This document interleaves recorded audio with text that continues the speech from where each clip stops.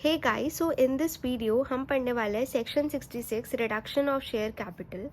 And ये topic एक तो बहुत ज़्यादा इंपॉर्टेंट है, एक या दो अटेम्प्ट में से क्वेश्चन आता ही आता है, प्लस इसमें कन्फ्यूजन होती है एंड डाउट्स भी होते हैं, सो दैट आपको कोई डाउट ना रहे एंड ये बहुत ईजिली आप इसको पढ़ सको, क्योंकि ये थोड़ा बड़ा है, कन्फ्यूजन जिससे आपको क्रिएट ना हो, इसलिए मैंने इसको एक चार्ट फॉर्म में रेडी किया है। आई होप ये आपको हेल्प करे।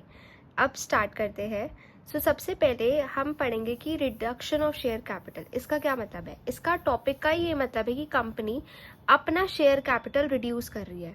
रिड्यूस क्यों कर रही है? बेसिकली जो शेयर कैपिटल, जो कंपनी ने शेयर होल्डर से कैपिटल मंगवाया हुआ है, कंपनी उसको रिड्यूस कर रही है। क्या रीज़न हो सकता है इसका?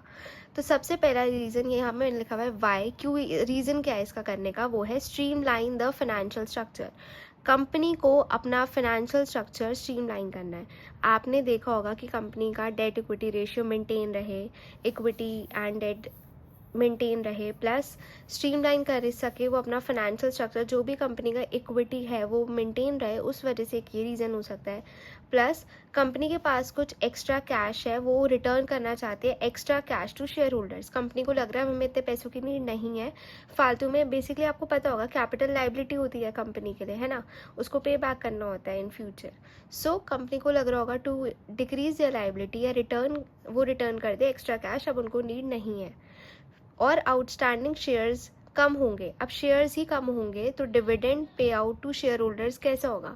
एक बात बताओ, शेयर्स कम होंगे तो डिविडेंड भी कम पे करना पड़ेगा, जितने शेयर्स उतना डिविडेंड पे करना पड़ेगा, तो कंपनी का खर्चा बचेगा, है ना। Capital structure to be more efficient, और कंपनी चाहती है कि उसका कैपिटल स्ट्रक्चर जो रहे, बेसिकली फर्स्ट पॉइंट का ही पार्ट हो गया कि कंपनी का जो कैपिटल स्ट्रक्चर है वो मेंटेन रहे, इफेक्टिव रहे। इसके रीजंस हमने देखे क्या होता है कि अर्निंग पर शेयर इंक्रीज हो सकता है। अगर शेयर्स बहुत सारे नहीं होंगे, कम शेयर्स होंगे, तो अर्निंग पर शेयर इंक्रीज होगा, है ना। पहले हमने पढ़ा कि सेक्शन 66 होता क्या है एंड ये कंपनी क्यों करती है, रिड्यूस क्यों करना चाहती है। अब हम देखेंगे कि क्या कंडीशंस है। ठीक है, कंपनी करना चाहती है, हमने देख लिया। अब क्या कंडीशंस है अगर कंपनी को अपना से रिड्यूस करना है कैपिटल, तो क्या कंडीशन है? सबसे पहले है कि उसको एसआर पास करना पड़ेगा। ओआर नहीं, ऑर्डिनरी रेजोल्यूशन नहीं, सीधा एसआर, स्पेशल रेजोल्यूशन पास करना पड़ेगा।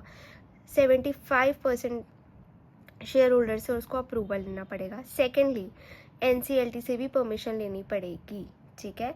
प्लस एनसीएलटी एक नोटिस देगा सेंट्रल गवर्नमेंट रजिस्ट्रार क्रेडिटर्स को कि अगर उनको कोई ऑब्जेक्शंस है तो वो बता सके, एंड नहीं है तो वो अलाउ कर देगा, बट एटलीस्ट वो उनको नोटिस देगा कि अगर आपको कोई प्रॉब्लम है रिडक्शन ऑफ शेयर कैपिटल से, तो वो ऑब्जेक्शंस को कंसिडर करेगा। हमने पढ़ लिया कि एसआर भी ज़रूरी है और एनसीएलटी की परमिशन भी ज़रूरी है।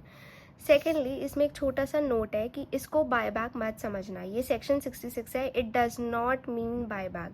बायबैक में क्या होता है, कंपनी अपनी सिक्योरिटीज़ खुद खरीदती है, इधर कंपनी खरीद नहीं रही, रिड्यूस कर रही है, कम कर रही है अपना शेयर कैपिटल, ठीक है।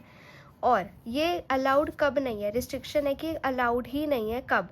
जब pending repayment on deposits, company ने डिपॉजिट्स नहीं पे करे, इंक्लूडिंग इंटरेस्ट या उस पे इंटरेस्ट ऑब्लिगेशन डिपॉजिट पे, कंपनी का कोई भी डिपॉजिट पे ऑब्लिगेशन था, कुछ पेंडिंग रीपेमेंट्स थी, वो सब कंपनी ने पे नहीं करे।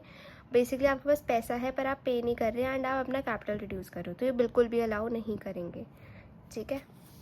अब हम देखते हैं इसके मेथड्स क्या होते हैं, कैसे कंपनी रिड्यूस कर सकते हैं अपना शेयर कैपिटल। अपनी शेयर लायबिलिटी कम करके, basically unpaid amount extinguish. Company क्या करती है, कभी बार जैसे 10 रुपीज़ का पर शेयर था तो 5 रुपीज़ मंगवा लिए, 5 रुपीज़ कॉल नहीं किए, तो जो 5 रुपीज़ अभी तक कॉल नहीं करे हैं उसको ही एक्सटेंग्विश कर देगी कि अब मत देना, ठीक है, उसको ही, उसका ऑब्लिगेशन ही ख़त्म कर देगी कंपनी शेयर होल्डर्स का। कैंसिल द कैपिटल, जो भी एक्स्ट्रा कैपिटल उसको डायरेक्ट कैंसिल कर देती है। Return excess paid up capital, और जो भी एक्सेस पेड अप कैपिटल है, suppose 10 lakh paid up capital है, 5 लाख की ज़रूरत है, उसको 5 लाख करना है, वो 5 लाख रिटर्न कर देगी। ये 3 मेथड्स है, ठीक है। एंड मैंने ट्राई करा है कि आपको इसका एक बेसिक आइडिया हो जाए, इसमें आप कुछ रटो नहीं, आपको समझ आए, क्योंकि अगर आपको समझ आएगी चीज़ें तो ही आप एग्ज़ाम तक याद रखोगे एंड आपको उतना इंटरेस्ट आएगा पढ़ने में। I have decided, I have tried कि आपको चीज़ें समझ आए, एंड आप प्लीज़ ये कंडीशन दोनों याद रखना कि अगर एग्ज़ाम में आता है तो आप एटलीस्ट इसका सेक्शन कोड ज़रूर करो। मैं वही सेक्शंस पढ़ा रही हूँ जो बहुत इंपॉर्टेंट है, जिनसे क्वेश्चन आता है, इसलिए आई वांट कि आप स्टार्ट विद सेक्शन प्लस आप वाई भी पता होना चाहिए कि कंपनी ये क्यों स्टेप ले रही है, फिर कैसे करेगी कंपनी, रिस्ट्रिक्शन कब है। तो इतनी इन्फॉर्मेशन आपको इस टॉपिक के बारे में पता होनी चाहिए। Thank you.